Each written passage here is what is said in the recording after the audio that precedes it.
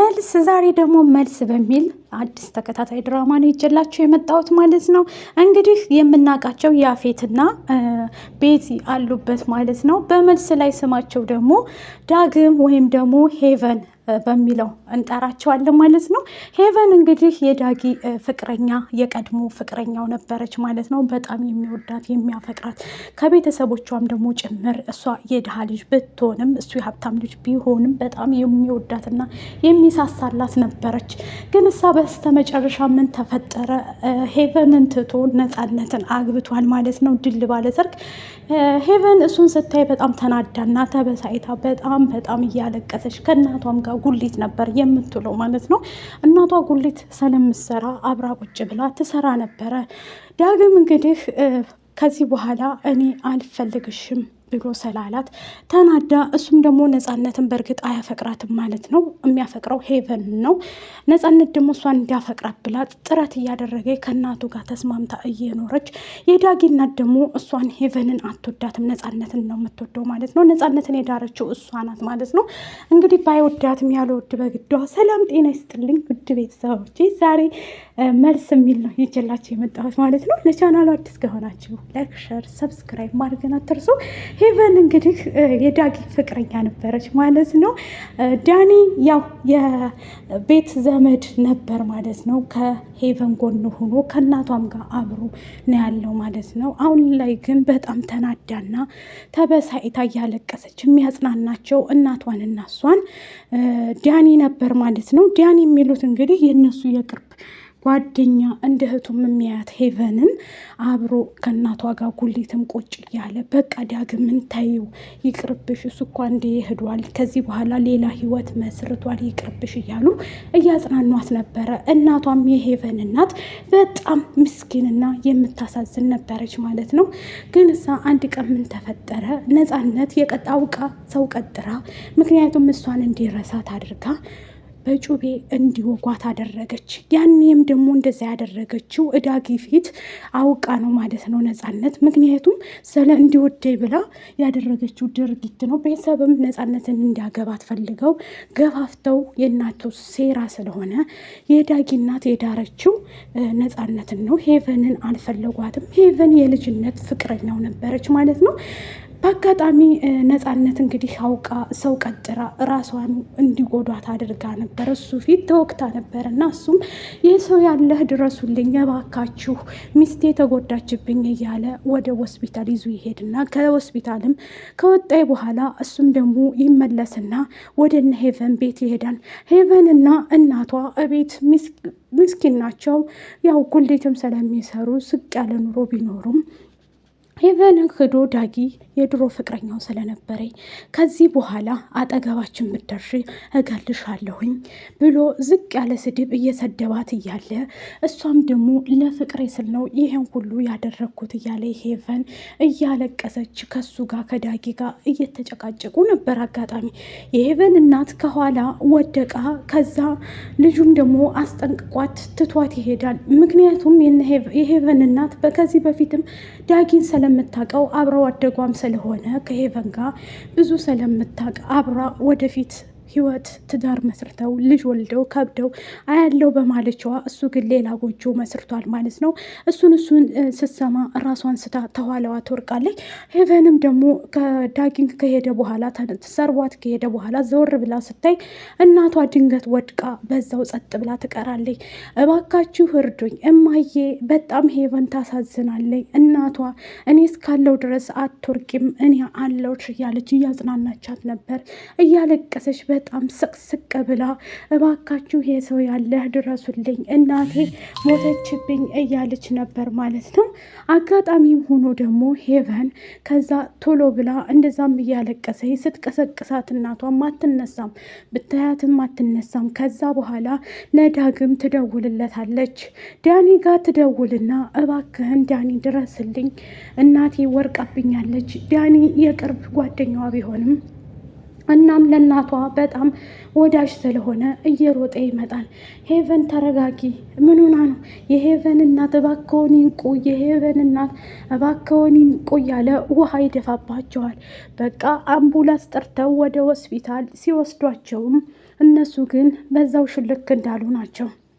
ሄቨንም እናቴ መዳን አለባት፣ ያለሷ ህይወት ለኔ ምንም አይደለችም እያለቀሰኝ ለ3 ቀን ያህል ሆስፒታል ተኝታ ስለነበረ በእናቷ ምክንያት ደንግጣ፣ ምክንያቱም ከዛ ተወጣች በኋላ በ3 ቀኑ ስትመጣ እናቷ እንዳረፈች ይነግራታል።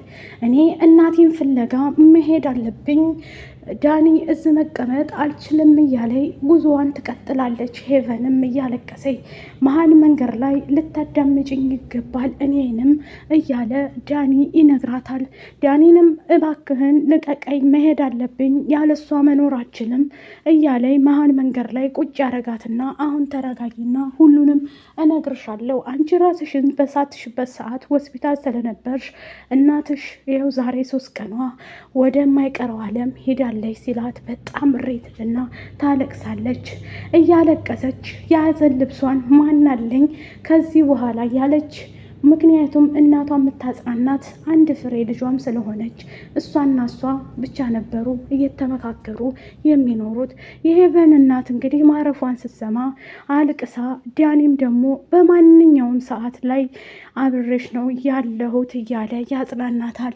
ምክንያቱም ይሄንን ያደረገው ዳግም የቀድሞ ፍቅረኛዋን መርሳትም አልቻለችም ነበር። ዳኒም ደግሞ ወጥቶ ነበረ ፈዋኪ ምናምን ሊያመጣላት። በወጣበት ሰዓት ላይ በረኪና ገዝታ በቃ ህይወት ለኔ ብቻዬን ምን አደርጋለሁ እዚሽ ምድር ላይ እናቴንም ከቀማኝ እኔም አብሬያት መሄድ አለብኝ ብላ በረኪና እየጠጣች ሲያገኛት የያዘውን አትክልት ይወረውርና ምን እያደረግሽ ነው?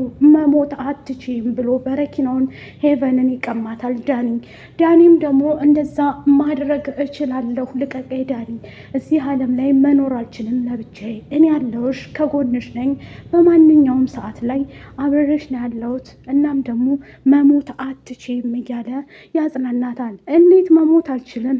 ምን ለማለት ፈልገህ ነው? እያለች ሄቨንም ዳኒ ላይ ትጮህበታለች። ምክንያቱም እንድትሞቺ አልፈልግም ሲላት እያለቀሰች ከዚህ በኋላ ምን አደርጋለሁ እዚሽ ምድር እያለችው፣ ምክንያቱም እኔ እንዳልሞት የፈለግከው ለምንድን ነው ዳኒ ብላ ስጠይቀው ነፍሰ ጡር ነሽ፣ የ3 ወር ነፍሰ ጡር ስለሆንሽ ሲላት እሷም ደንግጣ፣ ምክንያቱም ሆስፒታል ተኝታ ስለነበር ራሷን ስታ በእናቷ ሞት ምክንያት በዛ ሰዓት ላይ ዶክተሮቹ ያሉት ለዳኒ ብቻ ነው ቀሪ ሀብቷ እዚሽ ምድር ላይ አብሯት ከጎኗ ከእናቷ በኋላ እሱ ነው ያለው ማለት ነው የሚያጽናናት እሱ ስለሆነ ሄቨንን እያጽናና አብሮ እንደዛ ብሎ ሲነግራት ደንግጣ እንዴት ሊሆን ቻለ?